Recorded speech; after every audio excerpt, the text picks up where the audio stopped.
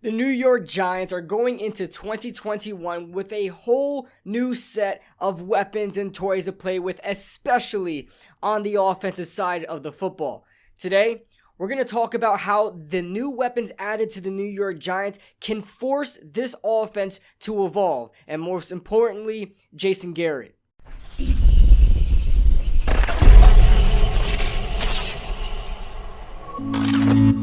What is going on, guys? What is going on, 27 Squad? Welcome back into another video, and I hope my mouth is not covering my mouth is not covered by this microphone like you guys constantly keep telling me in the comments that I'm trying to fix. I'm trying new angles for new elevation for my camera. I got a new computer chair to elevate myself a little bit. Man, I'm just short and this table's a bit high, so you guys gotta bear with me on this one. Before we start this video, guys, make sure you guys hit that like button for me and subscribe for more content just like this. We've got some more bangers coming out in the next couple of weeks, especially with more general NFL content that I want to keep sprinkling onto the channel just a bit, because I feel like this channel is big enough where I can just start talking more general now and get more into maybe draft stuff, like not just New York Giants stuff, but actual NFL, other NFL stories and other NFL teams and things like that. But make sure you guys subscribe and like to the channel if you want to see more of that. But the New York Giants have obviously acquired more weapons in the 2021 offseason, where we're adding guys like John Ross onto the roster, Kenny Gallarde in free agency, those two in free agency, and then we're getting guys like Kyle Rudolph as a tight end. Then we're drafting guys like Kadarius Tony in there, and just helping this offense, giving Daniel Jones as much weapons as we possibly can to help this offense get better in the next season. And listen, we've gone through this before, right? We've gushed about the Giants' offensive potential before, right? When right now we're like, oh my God, how are you gonna stop us? We've got Kadarius Tony, we've got Sterling Shepard, we've got Darius Slayton, we've got Evan Ingram, we've got Kyle Rudolph, we've got Saquon Barkley coming back. We've got all these weapons. We've got all these, Kenny Gallarde, if I didn't mention him, but we've got all these weapons. How are you gonna stop us? Okay, you guys have to remember, we said the same thing back in like 2016 when Victor Cruz came back, and then we said the same thing in 2018 or 2017 when we drafted Evan Ingram and we got Brandon Marshall, and that didn't work out as well. We had a lot of years where the New York Giants fan base were very optimistic about their offense and had that, how are you going to stop us? Where are you going to stop us? How are they going to defend us when you have to double this guy, then you're going to leave this open? It's kind of like a pick your poison type deal. But this season, I really see that as such. I think the only thing that keeps this offense back is two things, all right? Two things, actually three things.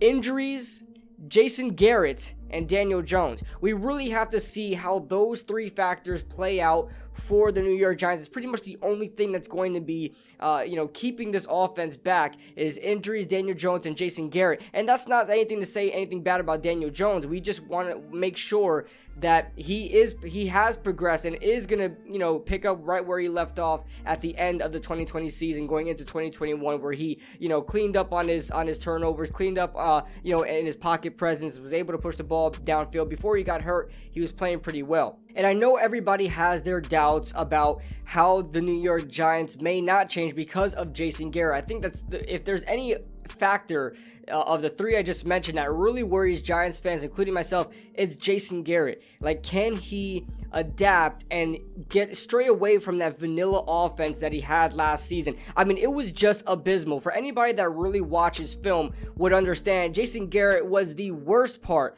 of the New York Giants in 2020. When I made a video before the season started in that year that Jason Garrett would be the best part of the Giants in 2020, because I thought he would really implement the offense that he had back in Dallas, which is obviously not what he did this year. And we're gonna get to why that was in just a moment, but I really want to get to how I think the new weapons on offense are going to change the way the offense is run and how Jason Garrett manages the offense, and how he's going to be play calling, how it's going to evolve, how this offense is going to evolve and take the next step forward because of these new weapons and because of what they are able to do. Now let's start off with Kadarius Tony, because obviously he is that big X factor player that big plug and play player that you can pretty much do anything with, right? Kadarius Tony is a jack of all trades. You can really put him at anywhere, and that's pretty much why the Giants grabbed a guy like Kadarius Tony over a guy like Rashad Bateman. Now, the first thing I really think of how this offense is going to evolve is the Giants wouldn't have made a move like this if they weren't prepared to evolve this offense. Why is that? Because if you just wanted to get the most talented wide receiver out there, or the guy that is just going to be a wide receiver, Rashad Bateman would have been the pick at 20. Rashad Bateman, you can plug in Rashad Bateman in last year's scheme and obviously be fine with it, right? They would be much comfortable. I mean, you can do that with Rashad Bateman. Although he is a good player, I mean, you could put him on comeback routes on the outside and curl routes on the outside and, little in cuts or whatever on spot routes. I mean, you could do that with Rashad Bateman. You cannot do that with Kadarius Tony. When you add in a guy like Kadarius Tony with his skill set, you are forced to give him the ball in every sort of way possible because of what he's able to do on the field. Adding in Kadarius Tony would give that answer to Jason Garrett of who he can use behind the line of scrimmage. You guys know that last year the Giants really tried getting some trick plays involved and trying to keep the defense on their heels with end arounds and jet sweeps and pre-snap play action motions, pre-snap motion play actions. Okay, that's a really long term there, but pre-snap motion play actions where, you got guys like Evan Ingram coming, being motioned before the snap and the ball snapped and it's a fake handoff to him and they go in a misdirection rollout right or something like that. That type of stuff you see with Jason Garrett's offense last year, and they really couldn't find an actual threat to use as that I guess, pre-snap play action player, the guy to run the ball behind the backfield. They tried with Evan Ingram, but it worked sometimes. It didn't work other times, like when he fumbled the ball in like week 2 or something like that, or maybe that was some other game, but I know it was early on in the season. Using Evan Ingram, using Sterling Shepard. I mean, are those two players really expected to roll a defense away and grab attention? Like, is anybody scared of Sterling Shepard coming out the backfield? I mean, although Sterling Shepard can make moves in short yardage situations, I don't think any defenses are really, you're grabbing any attention, you're grabbing any eyes with Sterling Shepard moving one way and the quarterback moving another way. I mean, nobody really cares. But when you add in a guy like Kadarius Tony, the Giants can do what they did last year with those end arounds, with those jet sweeps, and with those pre-snap play actions, and actually get eyes into the backfield, force safeties to move a certain way, force linebackers to roll coverage in a certain way because of Kadarius Tony's presence. Everybody knows that was his bread and butter back at Florida. That's what he's able to do. And the fact that Jason Garrett now has a player that can do that and force attention onto him, it helps this offense tremendously for anything else they want to do. They can go ahead and run a play-action jet sweep to Kadarius Tony, forcing linebackers to move to the left side, and then have a misdirection to Saquon Barkley, just hand the ball off to Saquon Barkley, and have nobody on the right side. Like, you can do that. Or vice versa. You can fake a handoff to Saquon Barkley and give it off to Kadarius Tony another way.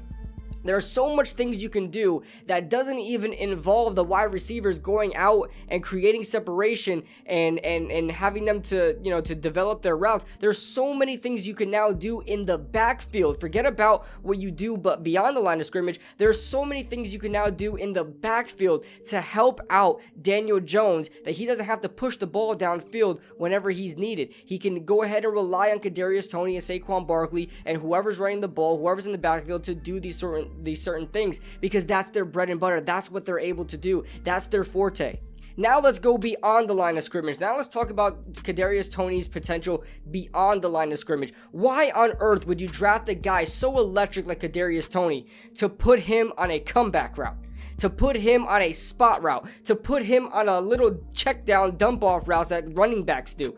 You don't do that with Kadarius Tony. Kadarius Tony's ability, his shiftiness and his speed and his acceleration, his low center of gravity makes him able to run like certain in-breaking routes very, very nicely. Slant routes, post patterns, and my favorite, the drag route. The drag route are perfect for small, shifty guys like Kadarius Tony, especially if you add another drag route on the other side. I was saying this when we even drafted Kadarius Tony. Putting a mesh concept with Sterling Shepard and Kadarius Tony will beat zone, will beat man, will beat anybody in short yardage situations. And the ability that Sterling Shepard and Kadarius Tony have in yak yardage is insane. These guys can break tackles. These guys are very shifty. These guys make more yardage after contact. It's insane. So putting Kadarius Tony and Sterling Shepard on a mesh concept is beautiful. It would be such a beautiful thing to see, and I've yet to see a mesh concept from Jason Garrett in his entire offense last season that would be absolutely deadly this season. Kadarius Tony is not just a short yardage threat. He's also a deep threat as well. You see it in his time in Florida. This guy can make a mean sluggo route. He's not the most avid route runner, but his low center of gravity is so low is that he can force anybody. He can manipulate anyone's hips to go in certain ways because he's so low to the ground. He makes such quick cuts that doesn't need to be precise.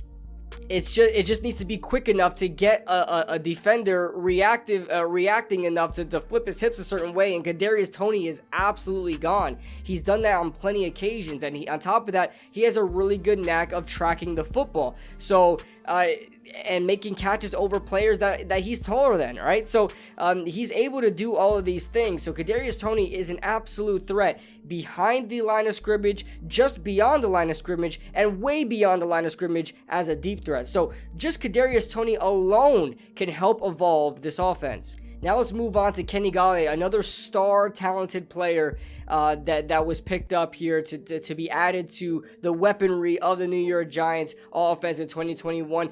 Kenny Gallarde is the guy who you call for the contested catches, the guy who you call for the fade patterns, those 5-yard fades in the end zone, the guy to go up and just heave the ball downfield and hope to pray somebody catches it. Kenny Gallarde is that type of guy, the guy that the Giants have been looking for years. Ever since a guy like Plaxico Burress and Hakeem Nicks were gone, we were looking for another guy. We tried experimenting with a couple of guys like Corey Washington, I love, but didn't work out. Roger Lewis, guys like Brandon Marshall. I mean, the list goes on how many guys we brought in here to try to be that big, tall wide receiver threat. We even tried guys like Amba Edetawo. And if you look at the offense in 2020, it was very, very clear that Jason Garrett did not have confidence in any of the weapons we had to consistently make plays downfield. That's constantly why you saw a lot of these routes breaking back inside or breaking back to the quarterback because they couldn't go too deep. I know Golden Tate made a lot of plays downfield, but something must have gave Jason Garrett, the heebie-jeebies of forcing his guys downfield, besides Darius Slayton sometimes. But I mean, we constantly just saw everybody running a curl to the sticks and turning around and waiting for the football. You can't make plays that way. And getting Kenny Gallarde in there's no way you're gonna have a guy like Kenny Gallarde, Kadarius Tony, and Darius Slayton and Sterling Shepard all just running to the sticks and coming back to the ball like we saw last season. These guys are just way too talented to be doing that. And then having Kenny Gallarde, puts that threat on the outside, and then has Darius Slayton on the outside, and then Sterling Shepard could come back in the slot where he rightfully belongs to make plays. And I know a lot of people are saying his stats aren't any different on the outside. I don't care what you guys say about that. Sterling Shepard is way better in the slot. You could just watch the way he plays and watch the way he creates routes and the way he manipulates slot cornerbacks. He's perfectly fine in the slot. It allows him to be back in the slot where he rightfully belongs. Has Kenny Gallarde out there, Darius Slayton on the outside as well, and then you can have guys like Kadarius Tony and Sterling Shepard in the slot. So I mean, that just brings it all together. Kenny Gallarde brings it all together. So does Kadarius Tony, especially in the backfield and those short routes as well. But guys, I'm extremely excited about the season coming up. I want to know your thoughts in the comment section below, guys. How do you guys think this offense is going to look in 2021, and how much of an impact are guys like Kenny Gallarde, Kadarius Tony, and even a guy like Kyle Rudolph is going to make? I haven't mentioned him, but adding a 2 tight end set is good as well. So that being said, guys, I want to know all your thoughts in the comment section below. Leave a like if you guys enjoyed, subscribe if you guys are new, and I'll see you guys in the next video. Woo!